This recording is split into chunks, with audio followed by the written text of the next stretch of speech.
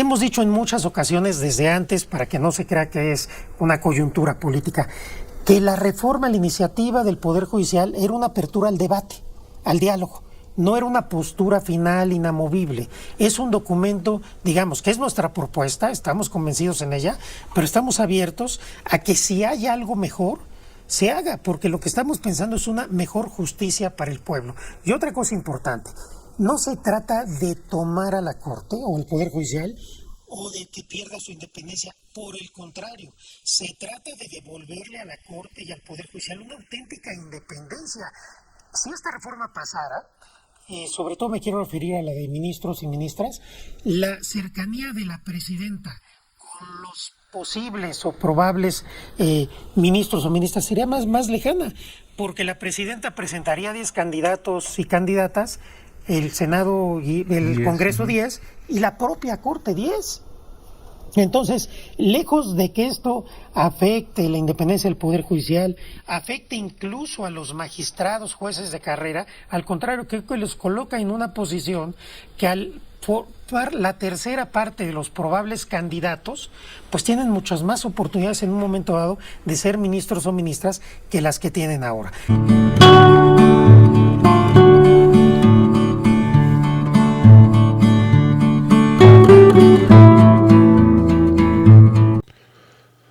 Vamos a ir al programa de Ciro Gómez Leiva con el exministro Arturo Saldívar, donde habla sobre la reforma al Poder Judicial y además asegura que no es un albazo político, sino una reforma que se ha discutido y analizado.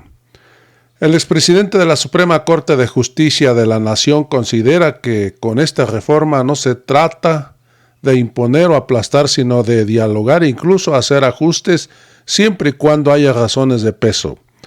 Explica que con esta iniciativa no se busca tomar a la Corte ni al Poder Judicial o eliminar su independencia, sino dar más oportunidades jurídicas para que puedan ser ministros y ministras, cualquiera. Porque hoy, amigos y amigas, hay que recordar que puras recomendaciones de los ministros o de los partidos políticos. Amigos, vamos a ir a la conferencia primero y después vamos a ir a este diálogo que se dio entre Arturo Saldívar y Ciro Gómez Leiva. Vamos a ir a la conferencia porque el presidente también habló del Poder Judicial que está podrido. Vamos a ir a este video del presidente. El presidente dijo que urge una reforma al Poder Judicial. El presidente López Obrador aseguró que las personas que se oponen a dicha reforma son quienes se benefician de la corrupción, por lo que exhibió al juez que le dio un amparo a Caro Quintero para que no sea extraditado y a la jueza que cambió la medida cautelar a favor de César Duarte. Amigos y amigas, vamos a ir al video del presidente y después vamos a ir a la conferencia, o más bien dicho, a la entrevista, al diálogo que tuvo Saldívar con Ciro Gómez Leiva. Vamos a ir al video del presidente.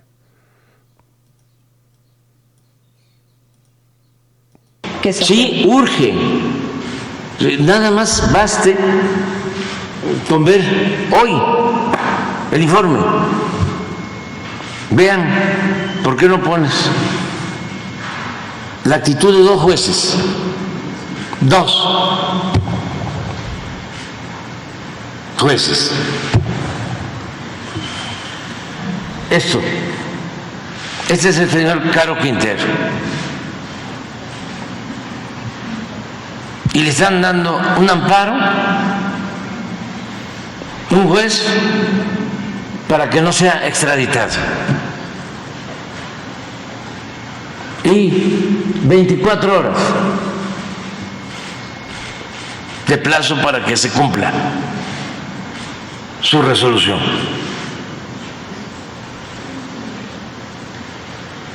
A ver, pero estamos hablando de hoy. Si les hago el recuento, bueno, hemos aquí compartido todo. A ver, esto, César Duarte, ¿sí? Libertad, una jueza.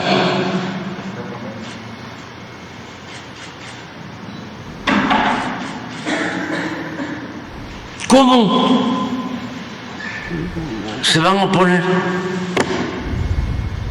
a que se reforme el Poder Judicial? ¿Quiénes se oponen?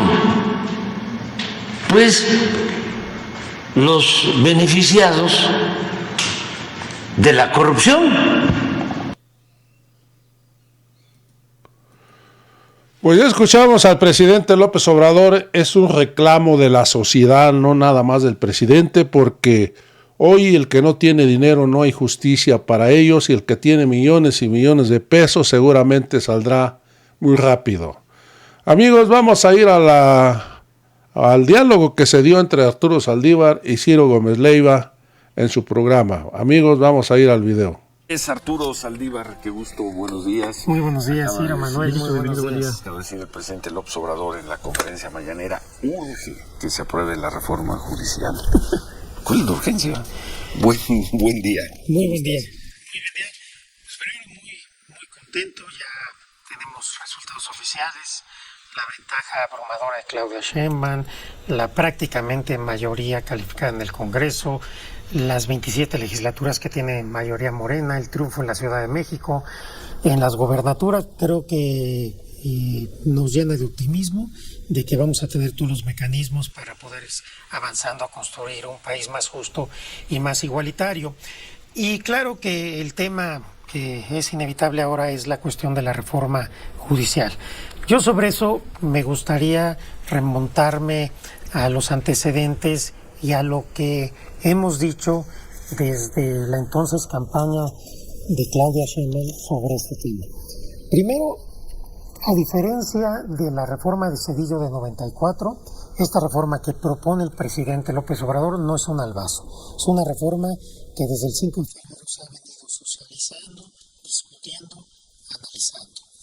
Es una reforma también que hace suya la entonces candidata Claudia Sheinbaum y que procesamos también en los diálogos por la transformación.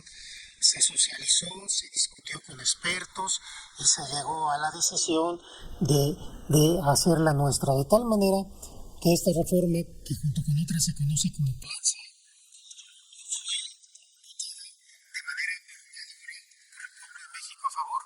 En todos los mítines era un tema que Claudia sacaba a colación y la gente que votó por Morena, que es la enorme mayoría del pueblo de México, está a favor de una reforma judicial, de tal manera que tenemos la legitimación democrática para hacerla. Sin embargo, yo quiero recordar aquí que en muchas ocasiones la entonces candidata Claudia Sheinbaum, porque esto no es de ahora, y en este momento ya como virtual presidenta electa, ha dicho que las reformas se tienen que aprobar a través del diálogo, del consenso, de la discusión, del debate. La semana pasada el doctor Juan Ramón de la Fuente, coordinador del equipo de transición, lo dijo también, que avanzaríamos a las reformas con el diálogo. Y yo en esta mesa, en muchas ocasiones, incluso mucho antes de la elección, dije claramente que aunque llegáramos a tener la mayoría calificada, había reformas que eran de Estado y que era importante socializarlas, discutirlas y que ojalá se lograra incluso consenso para avanzar en ellas. Lo dijiste entonces, muchas veces. Sí, yo quiero decir, esto que ayer anunció la virtual presidenta electa no es una respuesta a los mercados ni al tipo de cambio, es una convicción que no obstante que tengamos la mayoría calificada para efectos prácticos y que tengamos un mandato popular muy claro, eso no implica avasallar o imponer, sino que estamos en la mejor disposición, porque así ha sido siempre, de dialogar, de escuchar. Y si hay razones de peso que impliquen ajustes, que impliquen variaciones, yo creo que hay apertura para eso. ¿Para qué? ¿Para cambiar? Para analizar, y si hay cuestiones que hasta este momento no he escuchado ni leído ninguna razón de peso, lo digo con todo respeto a quienes se han pronunciado sobre la reforma, pues claro que se puede hacer ajustes, si no, no tendría caso abrir una consulta, abrir un diálogo. Pero sí quiero decir una cosa, esto no implica que vamos a hacer una suma. A ver, ¿cuántas barras y colegios de abogados están en contra de la reforma? No creo que lleguen a 35 millones de personas, entonces no creo que vaya por ahí. Lo que tenemos que ver es argumentos. Hay argumentos que en un momento dado convenzan de que la reforma es inviable o que tiene que ser ajustada o que tiene que ser modificada, me parece que se tomarán en cuenta. Hemos dicho en muchas ocasiones desde antes, para que no se crea que es una coyuntura política, que la reforma a la iniciativa del Poder Judicial era una apertura al debate, al diálogo. No era una postura final inamovible. Es un documento, digamos, que es nuestra propuesta, estamos convencidos en ella, pero estamos abiertos a que si hay algo mejor, se haga, porque lo que estamos pensando es una mejor justicia para el pueblo. Y otra cosa importante, no se trata de tomar a la Corte o el Poder Judicial o de que pierda su independencia. Por el contrario, se trata de devolverle a la Corte y al Poder Judicial una auténtica independencia. Si esta reforma pasara, y sobre todo me quiero referir a la de ministros y ministras, la cercanía de la presidenta con los posibles o probables ministros o ministras sería más lejana, porque la presidenta presentaría 10 candidatos y candidatas, el Senado y el Congreso 10 y la propia Corte 10.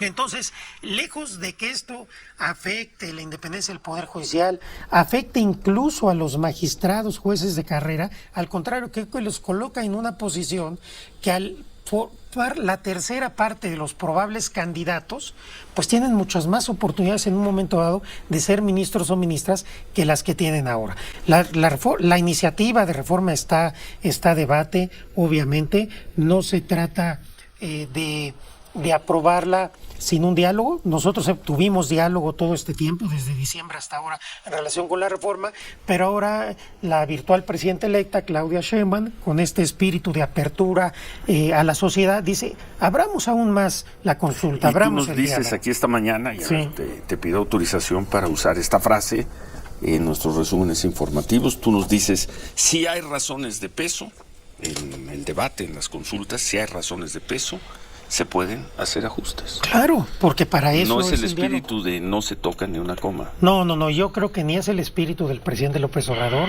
ni mucho menos de la presidenta electa, virtualmente electa, Claudia Sheinbaum. Al contrario, por eso se dijo, aquí tenemos nuestra propuesta. Tienes desde febrero socializándose. El pueblo votó por ella, tenemos un mandato popular. Sí. No obstante, aquí no se trata de imponer. De aplastar, al contrario, se trata de dialogar.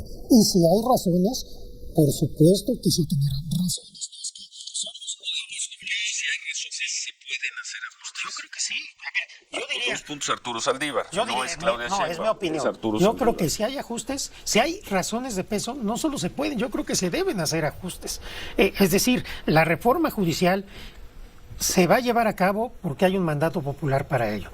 Pero la iniciativa de reformas puede tener ajustes, incluso ajustes que pueden darse en el propio Congreso, no solamente del diálogo con la sociedad, con los colegios, con las barras, con los trabajadores del Poder Judicial Federal y de los estados, sino también en el propio veremos Congreso. Si es también una nueva dinámica de Congreso, porque durante 6 años tuvimos un Congreso, por lo que hace a Morena y sus aliados, de ustedes agachen la cabeza y voten.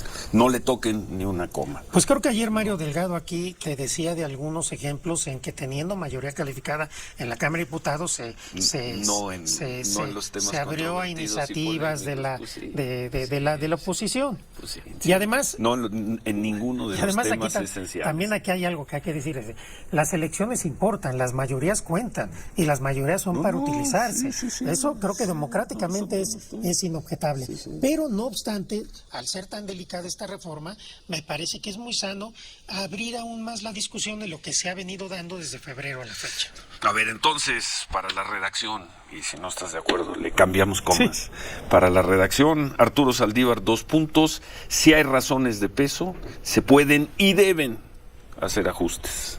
¿Es correcta? Yo le dejaría con puede, para no comprometer demasiado. Venga, ministro. Entonces va de nuevo. Si hay razones de peso, se pueden hacer ajustes. Sí, yo creo que sí. Bueno, vamos en lo que mejoramos la frase. Hacemos una pausa. 8:20, volvemos. 8:25. Entonces, Arturo, si hay razones de peso en estos foros, nueva ¿Qué será una nueva ronda de consultas? Porque ya tuvieron una. Sí, nosotros tuvimos una dentro del grupo de campaña, los diálogos por la transformación. Viene una segunda ronda. La presidenta Sheinbaum estará decidiendo en estos días. Dijo ayer que iba a reunirse con la secretaria de Gobernación, Luisa María Alcalde, con legisladores para establecer cuál sería la dinámica para poder escuchar y dialogar con los sectores interesados sobre la iniciativa, con la idea, ha dicho la presidenta Sheinbaum, que se conozca la iniciativa, que se sepa, porque tampoco hay gente que la descalifica, no la conoce, y que se discuta y que en su caso, si es necesario hacer ajustes que la mejoren, pues se haga. Pero a mí me parece que lo que sí es un hecho, y no se engañó a nadie, es que se requiere una reforma al Poder Judicial, se requiere una reforma a la justicia, y la gente votó por esa reforma a la justicia porque no confía en sus jueces, en sus juezas, en sus ministras y ministros. Esto es una realidad. Entonces, este movimiento se debe al pueblo de México, se puso en las urnas con toda claridad y avanzaremos con mucha responsabilidad. Eso sí, no se trata de avasallar, no se trata de hacer una reforma que afecte al país, al contrario, se trata de tener un mejor Poder Judicial. Creo que tuvimos la oportunidad de autorreformarnos. Yo hice un gran esfuerzo. Lamentablemente, adentro no se quiso mejorar el Poder Judicial, volvieron a las prácticas del pasado, entraron a un enfrentamiento, tomaron partido político en la elección, se sumaron a la campaña del PRI y del PAN, ya hay evidencias de eso, y esto obviamente genera desconfianza en la gente. Entonces, esos son los datos duros. ¿Qué vamos a hacer? Ahí hay una iniciativa. Esa iniciativa es parte de los compromisos de gobierno de Claudia Sheinbaum, pero se va a arribar a ella, como ya hemos dicho, con el diálogo. Con el diálogo con la sociedad y en su momento con el diálogo también con los partidos de oposición en el Congreso, que me parece que tendrán también cosas que decir, y ojalá ellos, espero, que también asuman una actitud también abierta al diálogo, porque por ejemplo también escuché ayer que alguien dijo aquí en esta mesa, de entrada nosotros vamos a votar en contra de la reforma judicial. Jorge Romero. Sí, bueno, creo que esa tampoco debe ser una actitud de la oposición. Si queremos dialogar, tiene que haber apertura de nosotros, que somos la mayoría, pero también de quienes son partidos minoritarios en el Congreso, para dialogar y entre todos y todas encontrar soluciones y avanzar hacia un mejor Poder Judicial. Bueno, vemos en el proyecto elección no solo de los... Ahora serán nueve ministros de la Corte, se reduciría en 2 el número de ministros, sino también de todos los jueces de circuito, todos los jueces, algo que con lo que tú tenías dudas cuando empezaste a colaborar con nosotros hace 5 meses. Tenías dudas cuando dijimos que se elija a todos los jueces, tú dijiste, eso habrá que revisar. Sí, yo diría aquí varias cosas. Primero, a mí me parece que la lógica de la discusión, y lo he dicho varias veces, entre ministros y ministras y jueces y magistrados es distinta. Creo que tenemos que separar la discusión.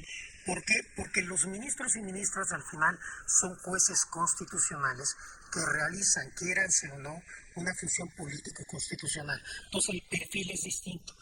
Los magistrados y jueces, magistradas y juezas, normalmente es un trabajo que tendría que ser técnico y no político, aunque a veces se ha politizado, de tal suerte que aquí tendremos que analizar, debatir si es oportuno, si es viable que hoy que los jueces y los magistrados sigan llegando por concursos de oposición, o es mejor que entren a una elección indirecta como se propone, qué implicaría esto para la carrera judicial, para los perfiles, etcétera. Creo que las discusiones tienen que darse desde mi punto de vista por separado, y lo mismo por lo que hace a los tribunales locales.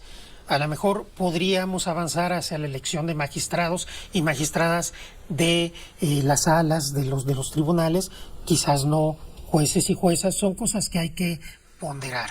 Pero hay algo muy importante de la reforma que casi no se ha dicho, que es separar y reconfigurar el Consejo de la Judicatura Federal de la Presidencia de la Corte. A mí esto me parece eso que tú lo has planteado siempre. Y además esto, la academia y todos los partidos políticos desde 94 han estado de acuerdo con esto. Entonces, me parece muy plausible que se presente ya, no solamente separar el Consejo de la Corte, sino reconfigurar el Consejo, con un tribunal de disciplina judicial que va a tener a su cargo analizar el comportamiento de jueces y juezas, respetando su autonomía, y por el otro lado, un órgano que se dedique a administrar el Poder Judicial. Yo creo que esta reforma diseñada así es plausible.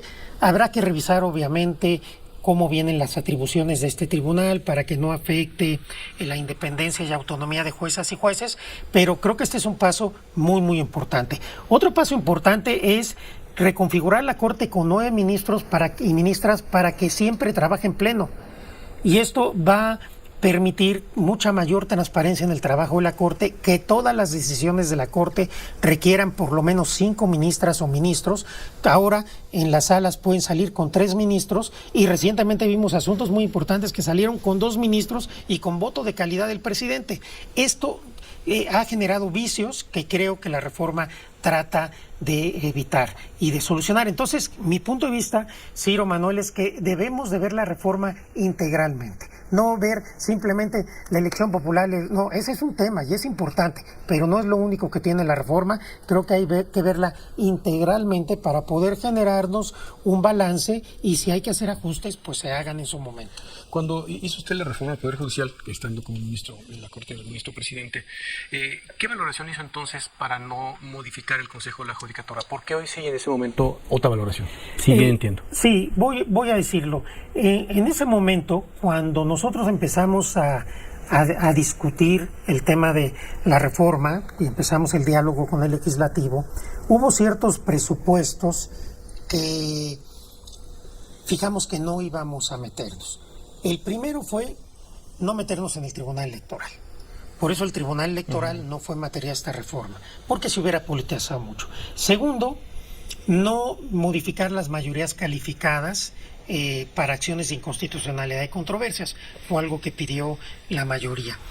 Y en tercer lugar, lo del Consejo de la Judicatura, porque a mí me parecía que como presidente de la Corte que yo era, no era correcto que yo propusiera quitar esa atribución, aunque se me planteó que se iba a quitar a quien no en mi periodo.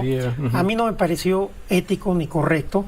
Hoy quizás me arrepiento de yo haber, como presidente de la Corte, promovido que mi sucesor o sucesora ya no tuviera la presidencia del Consejo. No me pareció ético y por eso yo no empujé en esto. Hoy estoy en otra posición y por supuesto que puedo plantearlo con toda claridad. Fue una cuestión de ética política que yo me planteé a mí mismo. Hoy creo que quizás debimos de haber dado el paso en ese momento. Nos hubiéramos ahorrado muchos problemas. Bueno, hacemos una pausa, cerramos, ahora que regresemos con Arturo Saldívar este tema y vamos con algo más. Gracias por sus comentarios muy activos, abogados, amigos, sí, por supuesto, en el tema de la reforma del Poder Judicial. Son las 8:35, hacemos pausa, volvemos.